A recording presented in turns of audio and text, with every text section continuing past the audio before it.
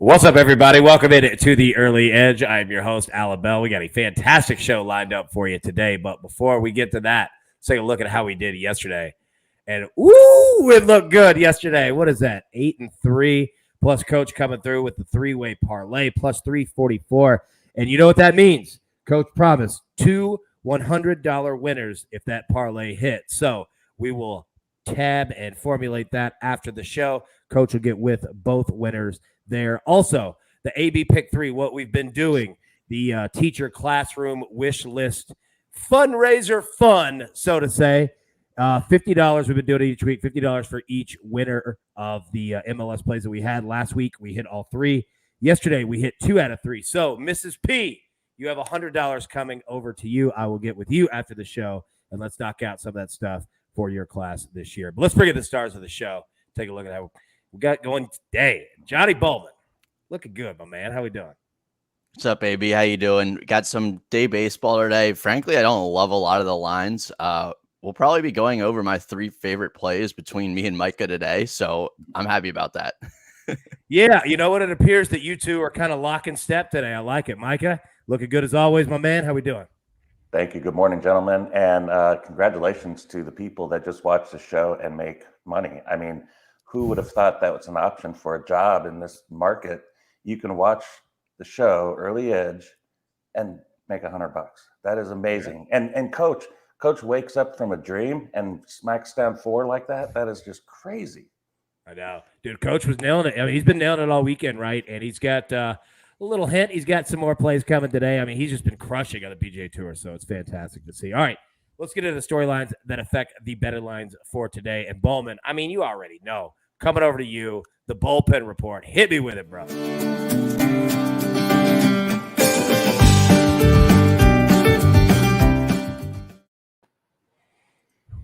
Bullpen report today. Kenley Jansen is day-to-day after being unavailable yesterday with a back injury. We'll see how that goes with him. Ryan Mountcastle was out yesterday for the Orioles. He's, and I quote, a bit banged up, so we'll see how long he's out. Tyler Wells was diagnosed with an oblique strain. That's a terrible injury for a baseball player. It's honestly the worst possible injury. You use your oblique to do pretty much everything, so he'll be out a while. Josh Naylor was scratched yesterday with ankle soreness. That's a massive loss for the middle of the lineup for the Guardians. And Eduardo Rodriguez will officially re-report to the Tigers complex after being MIA for over a month. He's going to have to build up and get his stuff back, so maybe he comes back by the end of the month, but we'll see. Dude, you're not lying on that oblique. Not lying at all. That is a brutal injury in baseball for sure. All right, Micah, coming over to you, my man. We got NASCAR today at what? Indy Grand Prix, the Verizon 200. What do we need to know about, man? Talk to us. Well, first thing we need to know is that the best road course drivers, Chase Elliott, and he's not won the last 6 races on road courses after winning 7 of 11. So you see his prices. I've seen 9-2. I don't know what he is this morning, but he's. I don't want to say due. That's a stupid term, but he's ready to win. And he says this is not his best road course, which doesn't. He's just very good on him. So I think his skills with the new car coming together, I think he's the best shot to win today. And I bet him in the road courses as like an insurance policy. So if he does win, I get all my money back. But I've played him to the point to where I've got him. I'm going to win about to plus 250 to plus 280 on him overall, my bets. And some of my other bets, Ryan Blaney and Austin Cindric. The other guys, the 3 guys that have won, they're going to be good again. Daniel Suarez, Ross Chastain from Trackhouse Racing, and Tyler Reddick. Those are the 3 guys that have won the 3 road courses races this season. They're going to be good again. But to look for the value, maybe Chris Buescher out there, you 28-1 or so. And definitely Blaney, 18-1. I think he's live to get his first win. And we have that point right now where the drivers are worried about making the playoffs. Only 14 drivers have wins already. So people are, trying to point race. Kevin Harvick, he might be a good play to look at this week, because if he sees his mama in the way from a win, he's going to wreck her. And that.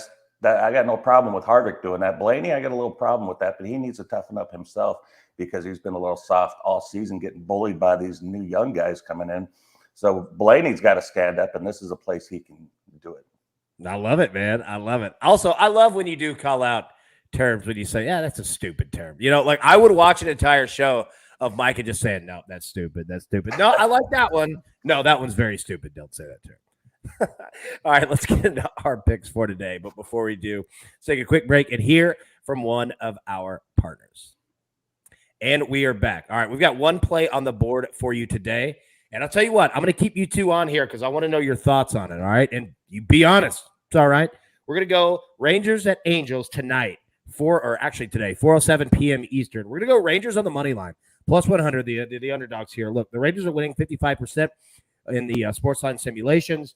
Texas 58% straight up versus Los Angeles this season. Let's just be completely honest. This is a horrific pitching matchup between both teams. There's not much confidence to have in Dane Dunning for the Rangers this year. However, when you have two bad pitching matchups, give me the team that can light up at the plate more. I think Texas can do that. So we're going to go with the Rangers on the money line. Any huge concerns that you guys see out of those? Just the Rangers bullpen, like last night, they messed me up. I had them, and it was going to be a nice day, and just kind of evened out, squeaked out a little bit profit on the day. But that would be the one concern I have with the Rangers. But yeah, the Angels, I mean, they just have losing embedded in them. I mean, they're losing when Otani pitches. That doesn't I mean, they're just a bad team with no Mike Trout, no confidence. And, it's horrible when you walk into the clubhouse and no, you're not going to win. And it's not likely. So they got a little rally last night. I don't know if that carries momentum, but I would play the Rangers today as well. Yeah. Reed Detmers has actually been a lot better lately. I've been his biggest opponent all season, but he has been pitching a lot better. That being said, he is a lefty. The Rangers crush lefties. Dane Dunning, the only worry for me is he really struggles on the road, but he's been pitching a lot better on the road lately. So I like that. There we go. I like it. Yeah, and you're right, man. Micah, the Angels are like the opposite Orioles, right? Like they're the Oppo Orioles. Like the Orioles show up, they have fun. They're excited. The Angels are like, dear God, can we get out of here? Yeah, I'm ready to go. You know why? Because of the pressure. Look at the pressure. How much pressure has been on the Angels all season, and the Orioles can just show up and feel like they can win. Yep, it's a good point, man. It's a good point. All right, Micah, coming over to you, buddy. You've got two plays here today. Major League Baseball. Hit us with it. Yeah, I'm riding the Mets wave. They've won 5 straight. They got a lot of swagger right now. They beat the Yankees 2 straight. They beat the Braves 2 out of 3 when everybody was talking to them about the Braves ready to take the division. Look out, Mets. So I think we can roll with them for another week or two and, get some, like today's game. It's $1.40 against Miami. And I know Lopez has been pitching well. The Marlins have won 4 of his last 5 starts. But Taijuan Walker's having the best year of his career. He's been amazing. He showed me a lot in that game against the Yankees. He was pitching, moving the ball. I mean, he was just fantastic, and he's been healthy all year. I think he's been kind of the unsung hero of the Mets, being able to carry them and get some win streaks going and carry this lead through the entire season. So I like that continue. Starling Marte's hitting the ball well, batting .386 the last 14 days. He's been getting key hits over and over again. So that's what I'm looking for here. And the Mets or the Marlins lineup, they've got 4 of their key hitters that are not in there. They haven't been the last week or so. So I just think the Marlins are at a disadvantage here with not having everybody healthy in their lineup with the Baltimore or the Mets playing well. Now we're going to go to the Baltimore Orioles plus money here. And let me ask you guys this. In what area, what category that we do make a line with, and we go through all the analytics, what area is the Reds better than Baltimore in at this juncture right now? Not taking a season, just right now, July, end of June. Can you tell me anything that they're better, John? Now that Luis Castillo isn't on their team, I would say nothing. There's nothing. So you go, okay, so this, to me, with the price, to get this price the way it is, you got to say that Riverfront or Great American Ballpark is worth 35 to 40 cents to make the Reds a favorite here. I forget that. I mean, I got a hot team here. I know I lost yesterday, but I don't care. I'm back on them again. I told you I'm stubborn that way. I hit on the Mariners yesterday. That was pretty cool.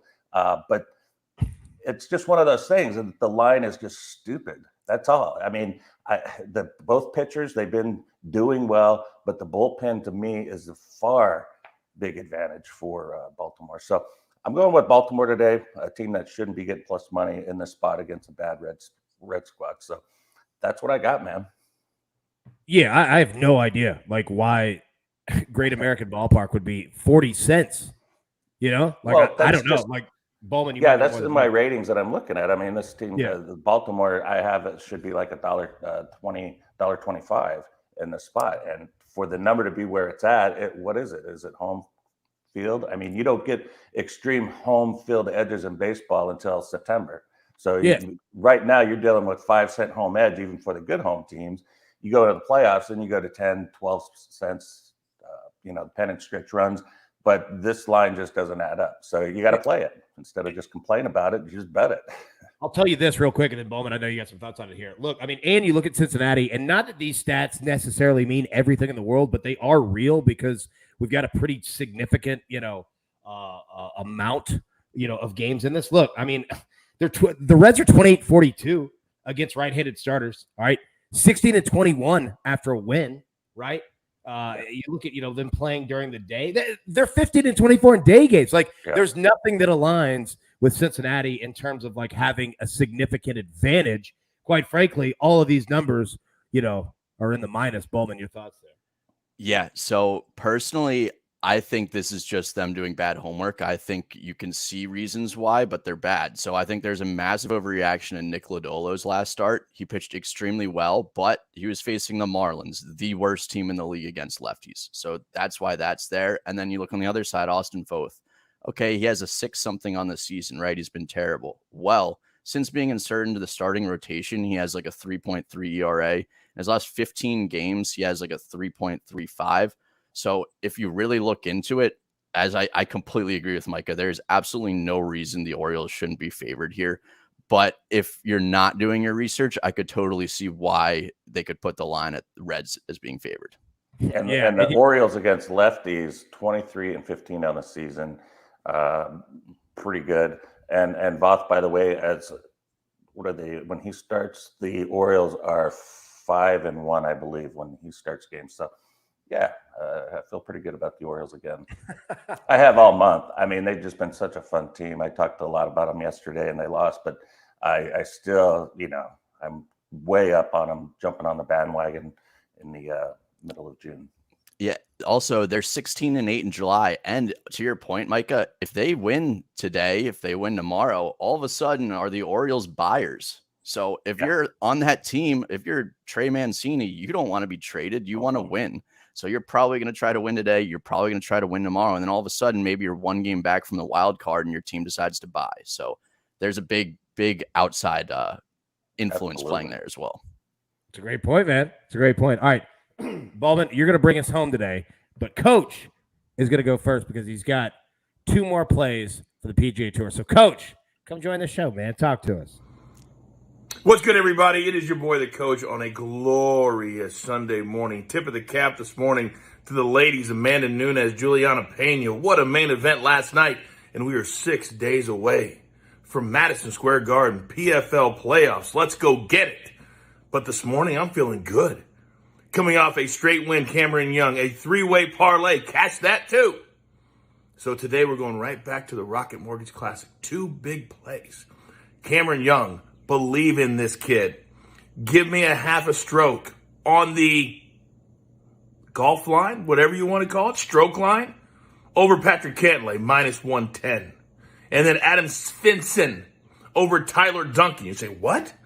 Yes, Tyler Duncan, yesterday's strokes gained on the green, putting, over +3. That's ridiculous. That cannot continue, and it won't. Adam Svensson, minus 123 over Tyler Duncan. And also, congratulations to our 2 big winners of $100 cold, hard cash. That will be coming your way later today, just as soon as AB brings it home. AB, I'm going to go back to PGA Tour Live. Keep it going. Dude, all right, so 2 things real quick. First off, when Coach sent that video over this morning, I was like, is this a golf line? Is this the stroke line? Like, I'd never really seen that before. And 2, so the jeweler, he's been on vacation all week, right? Much deserved, much earned. The kid works his tail off. He is absolutely going to yell at me because that video played vertical, and he's told me 3 times how to do it like across the screen. And dude, my brain, I just can't figure it out. And it's not hard. It's not hard. But I can't, for some reason, I just can't get it. My dumb brain just can't get it. And Jeweler, I know he's watching right now going, my God, dude, like this is simple. So just putting that out there. It'll be funny. All right, Bowman, you got last ups, man. Bring us home, buddy. Yeah, my play, we're going to go with the Padres on the money line today against the Twins. It's Sean Manaea versus Dylan Bundy. Neither starter has been pitching well lately, really, but Bundy is so much worse on the road. He has a 6.5 on the road versus a 2-something at home. And Sean Manaea has been facing teams that have been good against lefties lately. So he faced the Rockies, and that's really why he's been hit hard. The Twins bullpen is also a bit worked out after yesterday. I like the Padres at home in this series, and I wouldn't be surprised to see if the Twins rest one of their top 4 in Arise, Correa, Polanco, or Buxton. So I'm going to go with the Padres at home to win this series. There we go. Now, speaking of what we were just saying, our man Eric Richardson in the chat says, dude, just rotate the screen. I'm telling you, it's like something that simple, dude. I'm just not getting it at all. So, Eric, I'm with you, bro, for sure. All right, everybody, grab your paper, grab your pencil. Let's take a look at the recap here. And it does look glorious here. Bowman, as he just explained, on the Padres money line, -145. Micah Roberts, 2 plays. Mets money line, -140. Orioles money line, +108. You just heard the coach, cash with the coach, round 4, Cameron Young, -0.5 a stroke over Patrick Cantlay, and Adam Svensson -123 over Tyler Duncan today. Our site play, Rangers money line +100. The AB pick 3 today. We're going first game MLS, DC Orlando, both teams to score -130. It's the only MLS game that we have on the board for today. Second, we're going to go Phillies Pirates over 7. And lastly, we're going back to our man Andre Palante under 16.5 total outs. So, Bowman, that is essentially what? He has to make it 6 and 2/3 innings? 5 1/3, and we win. Yeah, that's right. Sorry. Yeah, 5 1/3, and we win. Yeah, my math is about as good as my camera rotation on that one. So, that's what I meant. He has to make it into the 6th inning and get an out in the 6th inning. We're thinking the same way. Yeah, my math is just dumb. All right. Everybody, thank you so much for tuning in.